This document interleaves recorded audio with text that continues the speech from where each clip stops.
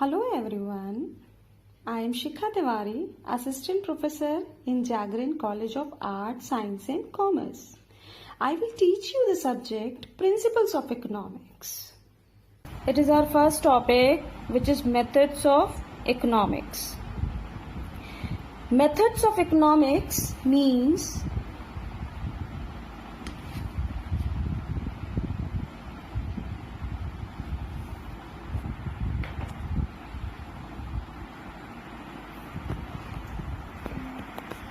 this is our first topic, methods of economics. So firstly we should understand the methods of economics. The methods of economics means a kind of technique which are used to formulate the economic laws are called methods of economics. Now let us understand this topic in the terms of Peterson. As per the Peterson, the term method refers to those techniques which are used by the economist to formulate and confirm the economic theories. So, as we know, the economic laws are scientific in nature because they establish a relationship between economic causes and their effects. For example, law of demand. What the law of demand says? The law of demand says when the price of commodity rises, then its demand is likely to contract. So it's a scientific law because it establishes a relationship between cause and the effects. So what is the cause at here? Rise in the price, and the effect is contraction of demand. We will discuss in this slide, we will discuss the types of economic methods. So, like the other sciences, two methods are used in economics. First is inductive method and the second one is deductive method. Both the methods play a very important role in the formation of economic laws. So our first method is inductive method. What is the meaning of induction? Induction is the process of reasoning from part to whole or particular to general or individual to universal. By the using of inductive method, the economist derives generalizations on the basis of past experience and the observation. According to Professor Wilson Gale, inductive method is the process of reasoning. It means it is a process of reasoning from particular to general or from individual to the universal.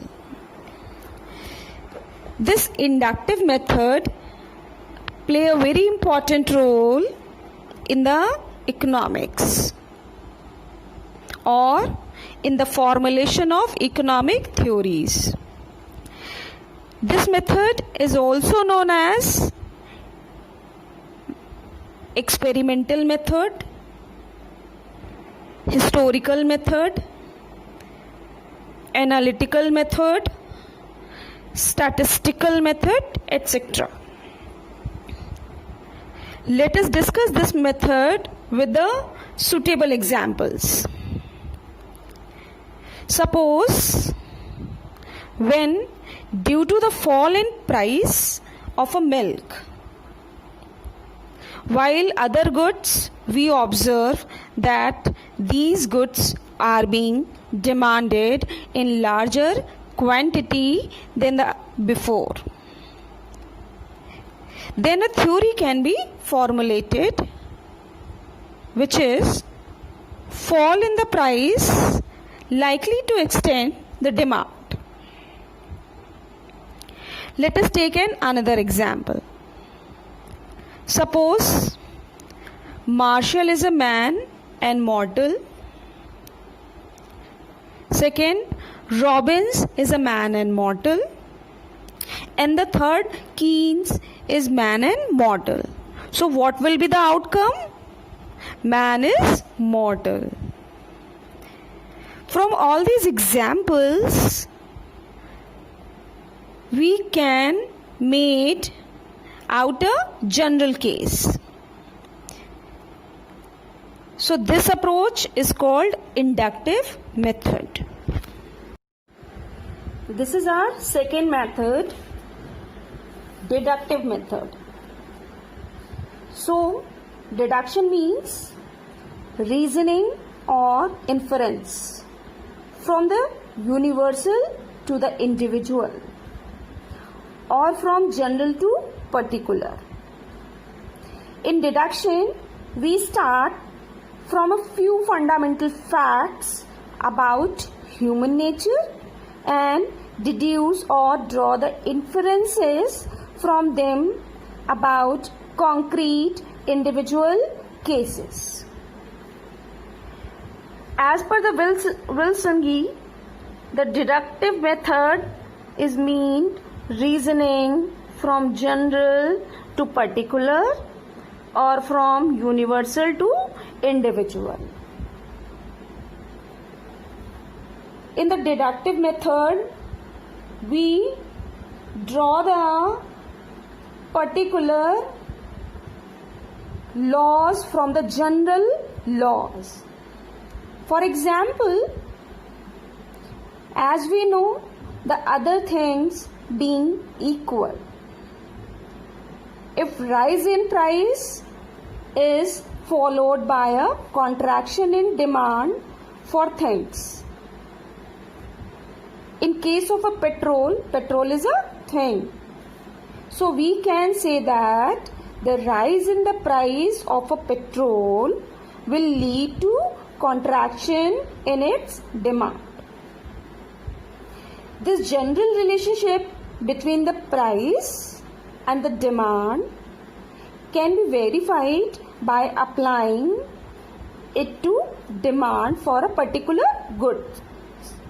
This method of formulating the law of demand is called deductive method. Suppose that man is a mortal and the Marshall is a man. Then what will be the outcome? Marshall is mortal. Utility. Utility means want satisfying power, or we can say want satisfying power of commodity. When a commodity has the capacity to satisfy the human wants, then the commodity has its utility. The consumer derives some kind of satisfaction from the consumption of a commodity. Otherwise, he will not demand it. Utility cannot be equated with the usefulness. So a commodity may not be useful, yet it may have utility for a particular person. For example, liquor is considered to be harmful for health of a particular person. It may be or it may have a high degree of utility for an alcoholic. The same commodity may have different degrees of utility for different persons. So utility is a relative phenomena. Desire to a consumer is the cause of utility. This is all about the utility concept. Features of utility. So first feature is utility is subjective. Utility is not the inherent quality of a good. It depends upon the human want. Suppose when you are thirsty, then water has the utility for you. But when your thirst is quenched, water has no utility for you. So, utility of different goods varies for different people. Suppose a book of economics has a great utility for the student of economics, but the student who doesn't study the economics will not find any utility in the book of economics. So it has the subjective feature. Second is utility is relative. Utility itself is a relative concept. It differs from person to person, place to place, and situation to situation. For example, in the summer season, the utility of ice will be greater in the Lucknow than the Mussoorie. The utility of a woolen cloth will be greater during the winter season than the summer. So we can say utility is relative in nature. Third is utility is not the usefulness. Means utility doesn't mean usefulness. Even a harmful good may have a utility. For example, wine or cigarettes are not useful, but if these satisfying the wants of a man, so these goods will have immense utility for him. Next, utility and satisfaction. Both are different. So there is a difference between the utility and satisfaction. We get the satisfaction by using the utility of a thing. So utility is the cause and the satisfaction is its effect. Suppose you go to see a movie because it has a utility for you. When you have seen it, you get the satisfaction. Next is utility is independent of morality. So utility has no relationship with morality.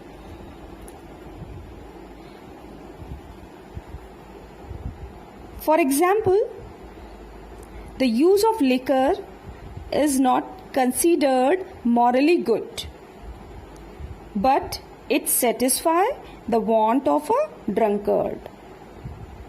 So they have utility.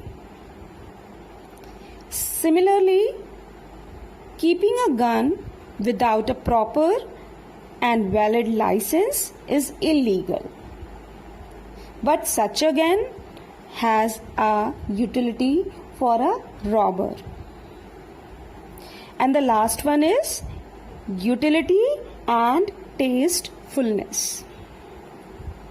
So it is not necessary that the things that have utility should also be tasteful. For example, patient has a utility but no taste. So utility refers neither to benefit nor taste. Here we will discuss the methods of measuring the utility. So the question here arises, is the utility measurable? Yes, of course. Utility can be measurable by the methods. These methods are cardinal approach method and the ordinal approach method. Cardinal approach method is given by the Marshall, while ordinal approach method is given by the Hicks, Pareto and Allen. In the cardinal approach, we can measure the utility by the cardinal numbers. While in case of a ordinal approach, we cannot measure the utility by the cardinal numbers. It means we cannot express it in the numbers. So this is all about these two methods. Cardinal utility. The cardinal utility approach is given by the neoclassical economist as well as classical economist. As per the concept of cardinal utility, it is possible to measure and compare the utilities of commodities. We used money as the measure of utility and assumed that 1 unit of money is equal to 1 unit of utility. So in utility analysis, we assume that utility can be measured and the exact number can be given by assigning a definite numbers like 1, 2, 3, 4, etc. That is why we assume that utility is quantifiable. It means any person can express the satisfaction derived from the consumption of a commodity is quantitative. It is not possible to measure directly the utility of a commodity by a consumer, but indirect measure of utility does exist in the price which is paid by the consumer for that commodity. So we can express the utility by the cardinal number like 1, 2, 3, etc. That is why we can express the utility. So we can quantify the utility like 1 util, 2 util, 3 util, etc. In the ordinal utility approach, the modern economists like Allen, Hicks, Pareto, etc. realized over a time that absolute or cardinal measurement of utility is not possible. The modern economists have supported the ordinal approach and replaced the utility analysis by the indifference curve analysis. It may not be possible for a consumer to express the utility in quantitative terms, but it is always possible for him to tell which out of any two commodities he prefers. For example, for an individual may not be able to specify how much utility he derives by the consumption of a particular commodity, but he can always tell what he prefers out of the two commodities. Let us take an example. Suppose that I consumed two fruits like banana and apple. So I can't express my utility in the cardinal number because these two are the different commodities and I cannot quantify the satisfaction what I derived from the consumption of these two fruits. So that we can only express the utility in this form, like I get the more satisfaction from the banana than the apple. This is the accurate expressing form by the ordinal approach. Now we discuss the concept of utility. So the utility is of three types: initial utility, marginal utility, and the total utility. Let us discuss one by one. First one is the initial utility. So what is the initial utility? The initial utility comes when the consumption of a commodity is undertaken. So the utility got from the first unit of that commodity is called initial utility. Suppose that a man start eating the bread, then the utility got from the first piece of bread will be known as initial utility. Second is the marginal utility. So what is the marginal utility? The addition made to the total utility by consuming an additional or extra unit of commodity is called marginal utility. Suppose you get 15 units of utility by eating the first piece of bread. After eating the second piece of bread, the total utility obtained from both the bread reaches up to 25 units. So what it means? It means that by eating the second piece of bread, there is an increase of 10 units in the total utility. Therefore, marginal utility of second unit will be 10 units. Now come to the total utility. The total utility is the consumption of different units of a commodity. It means suppose that we consume the first unit, second unit, third unit of bread, then whatever the addition of the utility derived from the first unit, second unit or third unit, that is known as total utility. This is called total utility. Now discuss the concept of marginal utility in depth. So marginal utility. The utility derived from the marginal unit. Marginal means additional or single unit. So whatever the utility derived from the marginal unit, which we consumed, is known as a marginal utility. In other words, we can say the net addition. What means? The net addition made to total utility by consuming one more unit of commodity is called marginal utility. We can also express the marginal utility in this way, like change in the total utility, because in the marginal utility formula there is change in total utility upon change in quantity.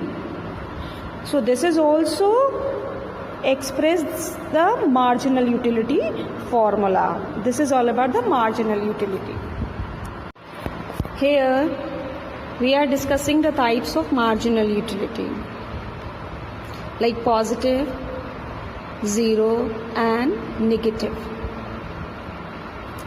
So here you can see that the total utility is increasing, but the marginal utility is decreasing as more and more units of commodity of X are consumed. When we consume the first unit of commodity X, then the marginal utility is 40. From second unit, 30. From third, 20 units. From fourth, 10 units. And after the consumption of fifth unit, we get the satisfaction of 0. So it is the maximum point of his consumption. If the consumer continues his consumption, then the successive units gives disutility or dissatisfaction, then the positive satisfaction. Similarly, from the sixth unit, our utility goes negative, means minus 10. It gives dissatisfaction. Similarly, from seventh unit, it gives maximum dissatisfaction. So by this way, we can see that there are three forms of marginal utility: positive marginal utility, zero marginal utility, and negative marginal utility. Now understand the graphical representation of different types of marginal utility. So whatever the data we have taken in the previous slide, we are discussing here by the graph. MU, this is called MU, marginal utility. This is known as a marginal utility curve. And AB, A and B part of the curve slope downward direction to right, but it is positive. It is positive. At point B, which represent the perfect satisfaction. This is the perfect satisfaction point. Here the marginal utility is 0. And BC, this part, BC, below the axis, BC part of the curve indicate the dissatisfaction of the consumer. As you have seen in the table, after the fifth unit of commodity X, the consumer get the negative satisfaction. It means it dissatisfy the consumer.